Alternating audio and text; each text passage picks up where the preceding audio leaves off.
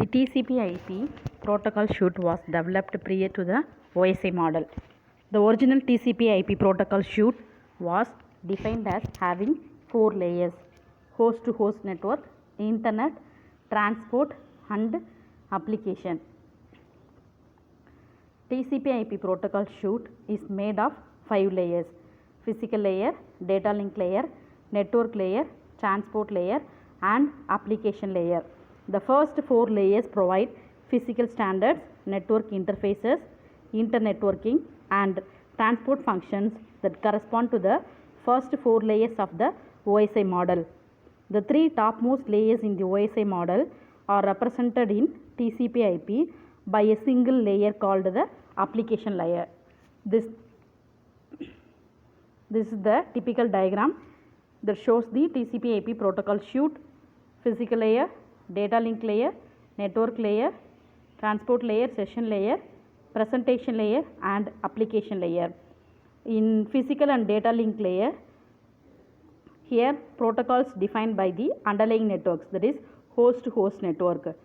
In internet, there are using number of protocols: ICMP, IGMP, RARP, and ARP protocols. In transport layer, which has the SCTP, TCP, and UDP protocol, and the top 3 layers: session layer, presentation layer, and application layer, which is mainly used for the applications SMTP, FTP, HTTP, DNS, SNMP, Telnet. At the transport layer, TCP/IP defines 3 protocols: transmission control protocol, user datagram protocol, and stream control transmission protocol.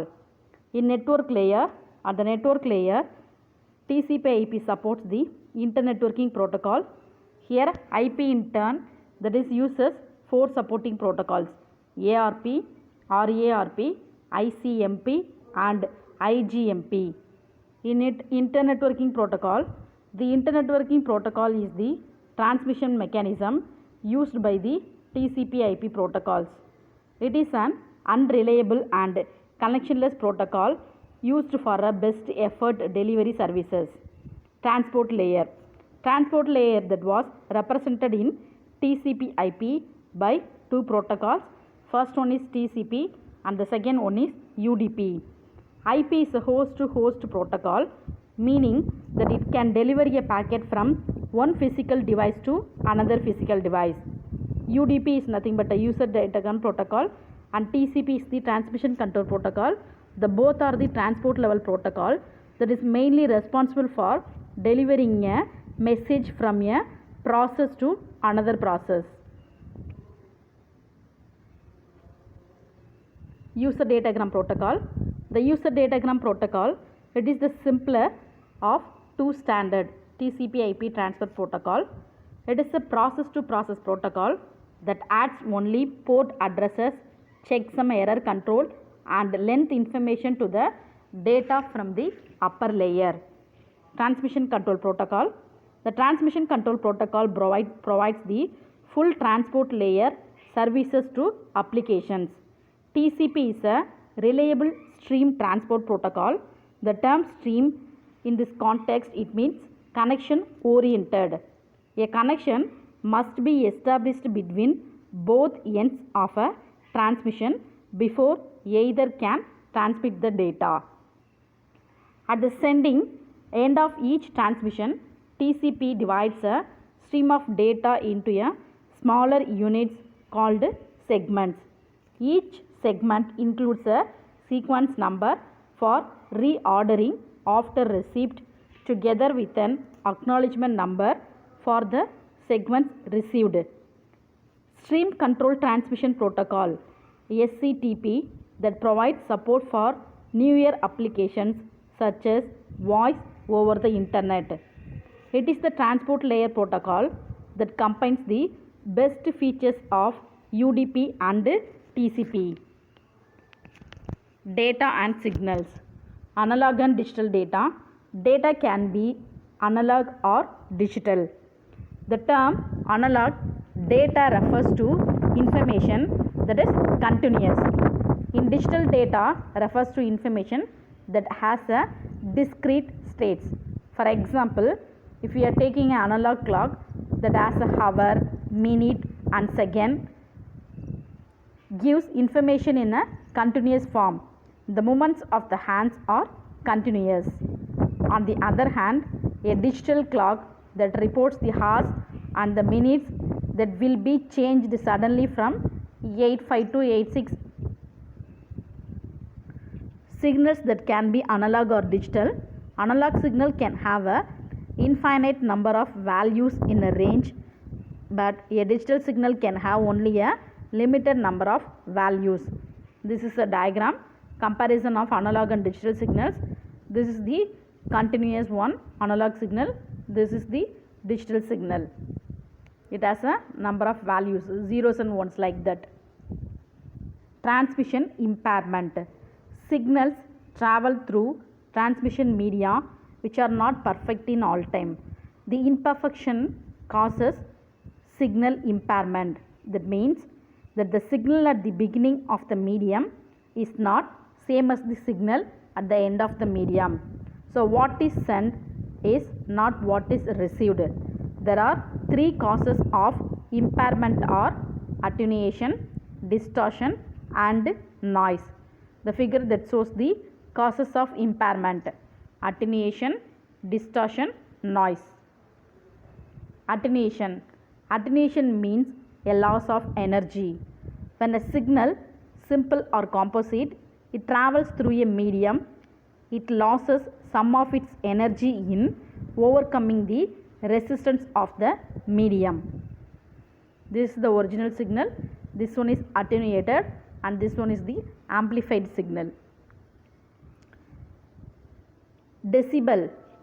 To show that the signal has lost or gained strength, engineers use the unit of the decibel. The decibel dB measures the relative strengths of two signal or one signal at two different points.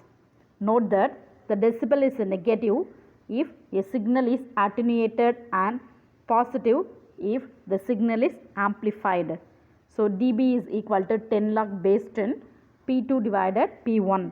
Here variables P1 and P2 are the powers of a signal at points 1 and points 2 respectively. Distortion. Distortion means that the signal changes its form or shape. Distortion can occur in a composite signal made of different frequencies. Each signal component has its own propagation speed through a medium. Therefore, its own delay in arriving at the final destination. Noise. Noise is another cause of impairment. There are several types of noises such as thermal noise, induced noise, crosstalk and impulse noise that may corrupt the original signal. Thermal noise. Thermal noise is the random motion of electrons in a wire which creates an extra signal not originally sent by the transmitter. Induced noise. It comes from sources such as motors and appliances. These devices act as a sending antenna and the transmission medium acts as the receiving antenna. Crosstalk is the effect of one wire on the other. One wire acts as a sending antenna and the other as the receiving antenna. So noise, transmitted, noise and then received. This is the transmedium. This is the point 1 and this one is the point 2 what we are receiving. Signal to noise ratio SNR. To find the theoretical bit rate limit, we need to know the ratio of the signal power to the noise power. The signal to noise ratio is defined as SNR is equal to average signal power divided average noise power.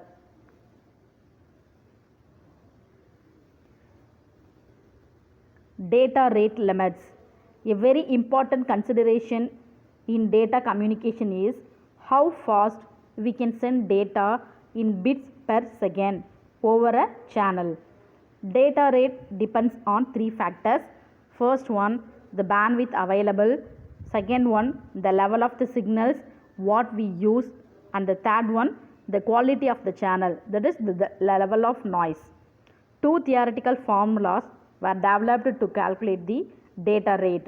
First one is 1 by Nyquist for a noiseless channel and another one by Shannon for noisy channel.